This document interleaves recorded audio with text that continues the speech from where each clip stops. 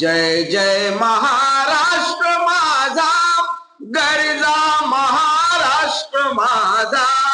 जय जय महाराष्ट्र माझा, गरजा महाराष्ट्र माझा।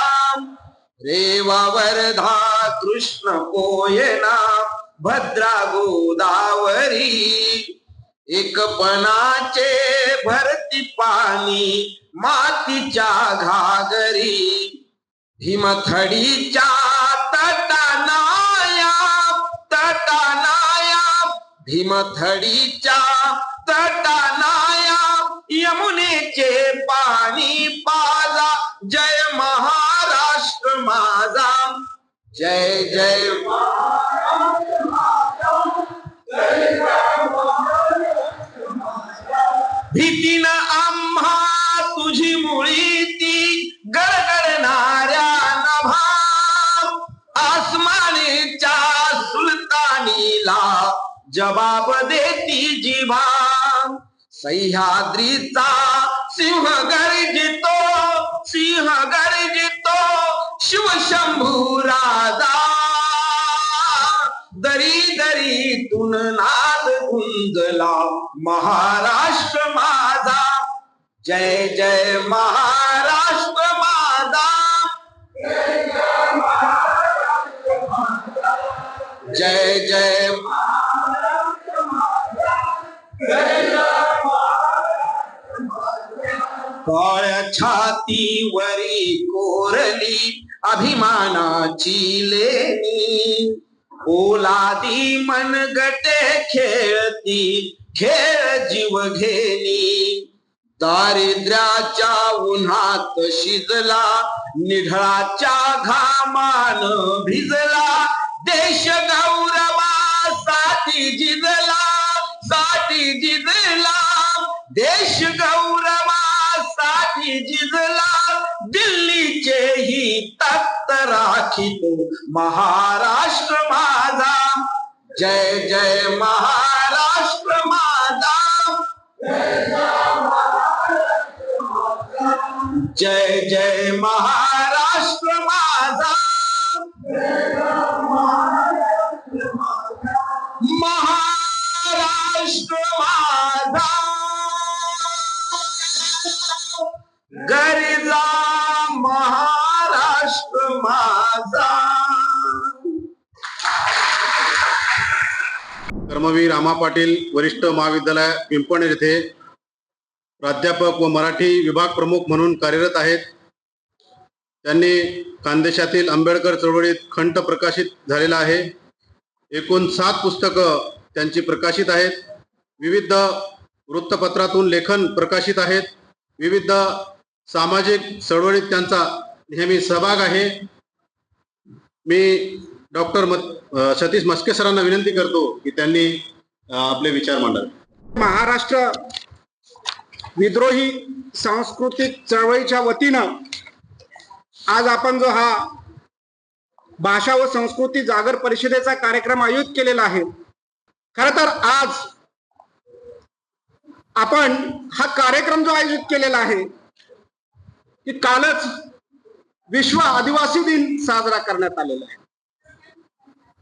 आता हा का साजरा केला गेलेला आहे की आपली संस्कृती तिचं जतन व्हावं, आणि आपली संस्कृती जर आपल्याला टिकवायची असेल तर आपण असं म्हटलं जातं, कितीही येवो द्रोणाचार्य काळ आता डरणार नाही। कितीही येवो द्रोणाचार्य काळ आता डरणार नाही। नवा एकलव्य येत आहे, दान अंगठ्याचं देणार नाही, दान अंगठ्याचं देणार नाही। म्हणून आम्ही विश्व दिन, कालचा आदिवासी विश्व दिन साजरा केला। आणि दुसरं, आपण ही पृथ्वी शेषाच्या मस्तकावर तरलेली नाही, ती गोरगरिबांच्या कष्टकऱ्यांच्या तळहातावर तरलेली आहे। किंवा जग बदल घालून घाव सांगून गेले मज भीमराव, असा ज्यांनी बुलंद आवाज काढला ते कॉम्रेड लोकशाहीर अण्णाभाऊ साठे। त्याचबरोबर प्रति सरकारच्या माध्यमातून इंग्रजांना सळो की पळो करून सोडणारे, ज्यांना आम्ही सातारचा सिंह म्हणतो, असे क्रांतिसिंह नाना पाटील। आणि जकडबंद पायामधले साखळदंड तटा तटा तुटले तू ठोकताच बंड. जकडबंद पायामधले साखळदंड तटा तटा तुटले तू ठोकताच बंड. झाले गुलाम सारे मोकळे भीमा तुझ्या जन्मामुळे, भीमा तुझ्या जन्मामुळे, असे लोकशाहीर अण्णाभाऊ साठे यांच्या जयंतीच्या निमित्तानं आज आपण खऱ्या अर्थानं ही भाषा व संस्कृती जागर परिषद आपण आयोजित केलेली आहे. त्यांच्याही कार्याला त्यांनाही मी पुन्हा विनम्र अभिवादन करतो. आणि आपण खरं तर वक्ते बोलणार आहे, पण मी थोडक्यात तुम्हाला सांगतो की विषय आहे हिंदी सक्ती आणि भाषिक वर्चस्वाचे राजकारण. काही दिवसापूर्वी आपले शालेय शिक्षण मंत्री दादा भुसे यांनी एक घोषणा केली. ती घोषणा अशी होती की विद्यार्थ्यांना फक्त 2च भाषा शिकवायच्या आहेत. परंतु अशी घोषणा केल्यानंतर पुन्हा एक GR आला आणि तो GR आल्यानंतर त्या GR मध्ये त्यांनी सांगितलं की 1ली ते 4थीच्या विद्यार्थ्यांना सुद्धा हिंदी भाषा शिकवायची आहे. खरं तर ह्या तर भाषा शिकवाव्या लागणार आहेत असं त्यांचं म्हणणं होतं. तेव्हापासूनच हा प्रश्न निर्माण झाला. मी ज्या वेळेला 1ली ते 4थी शिकलो त्यावेळेला मला हिंदी भाषा नव्हती, पण आता ती भाषा सक्तीची करण्याचा ते प्रयत्न करत आहेत. आणि खऱ्या अर्थानं फक्त 1ली ते 4थीच नाही तर अख्खं संपूर्ण शिक्षण सत्र त्यांनी असे वेगळ्या प्रकारच्या माध्यमातून त्यांनी ढवळून काढलेलं आहे. कारण भाषा, मराठी भाषा ही आपली भाषा आहे. भारतामध्ये एकूण 22 भाषा प्रमुख आहेत आणि त्या 22 भाषापैकी मराठी भाषा ही एक प्रमुख भाषा आहे. असं म्हणतात की मराठी ही जगामधली 10वी भाषा आहे आणि भारतामधली 3री भाषा आहे. आणि अशा प्रकारचं या मराठीला डावलून खऱ्या अर्थानं हिंदी या विद्यार्थ्याला सक्तीचा करण्याचा प्रयत्न करत आहेत. त्यामुळे आमचा विद्यार्थी ज्ञानापासून वंचित राहू शकतो. कारण मराठी ही महाराष्ट्राची अतिशय महत्वाची आणि मातृभाषा आहे. आपल्याला जर आपला विकास करायचा असेल, आपल्याला जर आपला इतिहास जाणून घ्यायचा असेल, आपल्याला जर आपली संस्कृती जाणून घ्यायची असेल, आपल्याला जर आपला धर्म काही जाणून घ्यायचा असेल तर आपल्याला आपली भाषा आली पाहिजे. आता जर समजा या ठिकाणी एखादा वक्ता जर खऱ्या अर्थानं उठून या ठिकाणी उभा राहिला आणि तो तुम्हाला इंग्रजीत जर बोलायला लागला, काय तुम्हाला जर तो इंग्रजीत बोलायला लागला तर तुम्हाला इंग्रजी कळणार आहे का? नाही. तुम्हाला मी ज्या अर्थी मराठी भाषेमध्ये बोलतो त्यावेळेला जवळजवळ तुम्ही अहिराणी भाषेचे अभ्यासक जरी असलात तरी मराठी भाषा ही तुम्हाला येते आणि तुम्हाला ती आली पाहिजे. तुम्हाला त्याच्या भाषेमधून ते कळलं पाहिजे आणि कळतं, पण इंग्रजीमधून तेवढं म्हणावं तेवढं आपल्याला कळणार नाही. आणि म्हणून मराठी भाषा खऱ्या अर्थानं आपल्याला एक ज्ञान मिळवण्याची भाषा आहे आणि या भाषेवरच ते घाला घालण्याचा प्रयत्न करताना आपल्याला दिसत आहेत. हिंदी भाषा शिकू नये असं नाही. आता मी मराठीचा प्राध्यापक आहे, परंतु मी जर समजा सुरतला गेलो, सुरतला माझं काही अडत नाही, मला कशी का असे ना तोडकी मोडकी असे ना पण माझी हिंदी येते आणि मी हिंदीवर खऱ्या अर्थानं त्या ठिकाणी माझं मी हे करतो. कंपल्सरी जर केलं तर आपण आपल्या याच्यापासून राहत नाही. एक मराठीमध्ये म्हण आहे की दोन्ही घरचा पाहुणा उपाशी राहतो.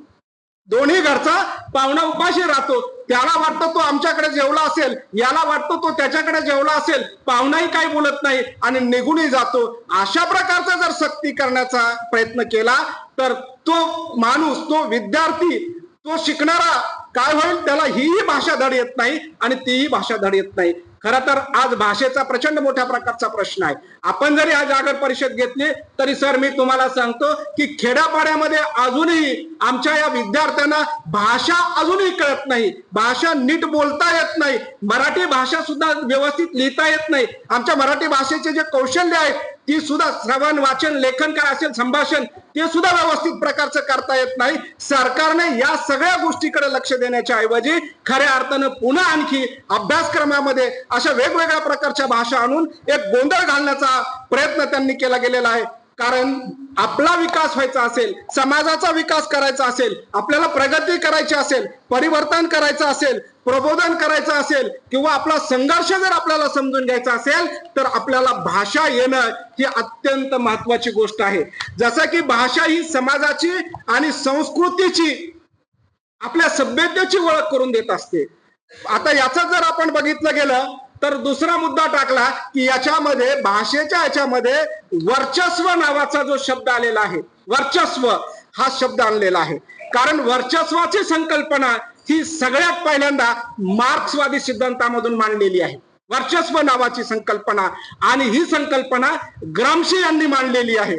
आता या भाषिक वर्चस्वाच्या राजकारणानं काय होतं, समाजामधलं जे सांस्कृतिक आहे, वैचारिक आहे, नैतिक मूल्य आहे, हे संपून जाण्याची भीती आपल्याला वाटत असते.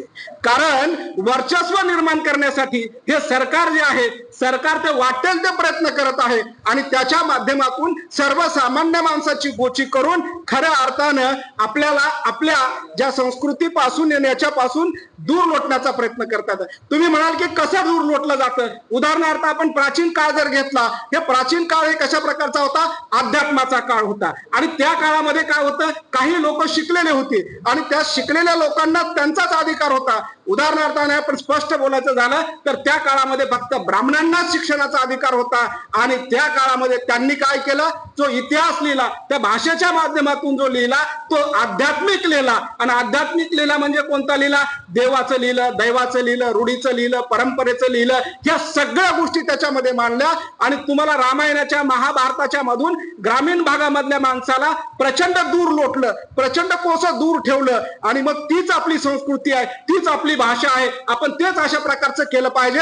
आणि आपला खऱ्या अर्थानं सत्यानाश झाला, आपण अज्ञानात राहिलो. म्हणून मगाशी मी म्हणालो की महात्मा ज्योतिबा फुलेंनी खऱ्या अर्थानं शाळा शिकवण्याचा प्रयत्न केला आणि त्यांनी या सगळ्या गोरगरिबांना, दलितांना अज्ञानामधून बाहेर काढण्याचा प्रयत्न केला. आणि म्हणून आपल्याला भाषा ही अत्यंत महत्वाची आहे. कारण त्या काळामध्ये प्राचीन मराठी वाङ्मयामध्ये किंवा प्राचीन काळामध्ये आणि मध्ययुगीन काळामध्ये अशाच प्रकारची गोष्ट निर्माण केलेली आपल्याला दिसून येते. आणि हे वर्चस्व टिकवून ठेवण्यासाठी, कोणतं, या सरकारला त्यांचं वर्चस्व टिकवून ठेवण्यासाठी माणसं मेले तरी चालतील, बघा, माणसं मेले तरी चालतील, त्यांचा अविकास झाला तरी चालेल, पण त्यांचं सत्ता आणि त्यांची वर्चस्व राहिली पाहिजे. ही गोष्ट आपण खऱ्या अर्थानं जाणून घेतली पाहिजे. आणि अशा त्यांच्या या आक्रमणामुळे खऱ्या अर्थानं भाषा, संस्कृती याचा लोप होत चाललेला आहे. जी मूल्य आहेत ती मूल्य सुद्धा निघून जात आहेत. आता उदाहरणार्थ आहा साळुंखे एका ठिकाणी म्हणतात, काय म्हणतात, की ज्यांनी भाषेवर प्रभुत्व मिळालं ते संपूर्ण समाजाचे, संस्कृतीचे, इतिहासाचे मालक बनतात. ज्यानं भाषेकडे दुर्लक्ष केलं ते इतरांचे गुलाम बनतात. आहा साळुंखे म्हणतात ते इतरांचे गुलाम. आणि खरं आहे, जर आपल्याला भाषा व्यवस्थित प्रकारची कळत नाही, राजकारणामध्ये बघा तुम्ही, राजकारणामधले जे भाषेच्या संदर्भामध्ये बोलतात, जे जी आर काढतात, ते सकाळी वेगळं बोलतात, दुपारी वेगळं बोलतात आणि संध्याकाळी वेगळं बोलतात आणि सगळं गोलमाल बोलतात, फसवण्याचं बोलतात. म्हणजे ती भाषा आपल्याला कळत नाही. कारण म्हणून मी म्हणालो की ठेविले अनंती तैसेची राहावे, चित्ते असावे समाधान, अशा प्रकारची पूर्वी म्हटलेलं होतं. आता ही भाषा खऱ्या अर्थाने काय आहे की या अस्पृश्य समाजाला, या दलित समाजाला, या आदिवासी समाजाला वंचित ठेवण्याचं काम या भाषेच्या माध्यमातून, हीच आपली संस्कृती आहे, हेच आपण अशा प्रकारचं केलं पाहिजे, ही भूमिका त्यांनी घेतलेली आहे. आणि म्हणून केशवसूत म्हणतात की जुन्या जाऊ द्या मरणा लागुनी, जाळून किंवा पुरुणी टाका. म्हणून अशा प्रकारचं जे जुनं काय आहे किंवा अशा प्रकारच्या ज्या गोष्टी काय आहेत आता सांगितलं, त्यासाठी आपण क्रांती करायला सज्ज झालं पाहिजे. आमची आम्हाला द्या, आमच्या डोक्यावर वजन नको, आमच्या विद्यार्थ्याला चांगलं शिकू द्या, आमच्या विद्यार्थ्याला चांगलं येऊ द्या. आता दुसरा प्रश्न असा आहे की प्राथमिक शाळेमध्ये ह्या भाषा शिकवायच्या. आपण खऱ्या अर्थानं ही हिंदी जर आपल्याला सक्तीची केली तर खऱ्या अर्थानं आपण आपल्या मराठीपासून दूर जाऊ, आपल्या संस्कृतीपासून दूर जाऊ, आपल्या विकासापासून दूर जाऊ, असं मला वाटायला लागतं. डॉक्टर आनंद राऊत एक साहित्यिक आहेत, ते एक म्हणतात की आज आपल्या देशाला आणि जगाला, लक्षात ठेवा, आज आपल्या या देशाला आणि जगाला कशाची गरज आहे तर ती म्हणजे अहिंसा, शांती, सत्य, स्वातंत्र्य, समता, बंधुता, न्याय, विज्ञान निष्ठा, राष्ट्रप्रेम, मानवतावाद, सदाचरण, चारित्र्य यासारख्या मूल्यांना आपण अग्रक्रम दिला पाहिजे आणि द्यावा लागणार आहे. अशी मूल्य टिकवून ठेवण्यासाठी, ही मूल्य पण नष्ट करायला लागलेली आहेत.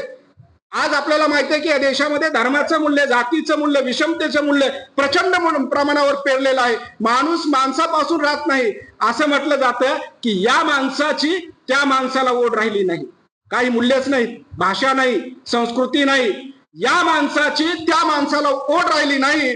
एकमेकाच्या द्वेषापोटी साखर सुद्धा गोड राहिली नाही, साखर सुद्धा गोड राहिली नाही, अशा प्रकारची परिस्थिती आहे. आणि म्हणून ही मूल्य आपल्याला टिकवायची आहेत. आणि ही मूल्य जर आपल्याला टिकवायची असेल तर आपल्याला भाषेचं संवर्धन करणं हे अत्यंत गरजेचं आहे. इंग्रजी शाळेच्या माध्यमातून असेल, संगणकाच्या माध्यमातून असेल, अशा वेगवेगळ्या प्रकारच्या जागतिकीकरणाच्या माध्यमातून असेल, भाषा ही जवळजवळ नष्ट करण्याचाच प्रयत्न चालू आहे.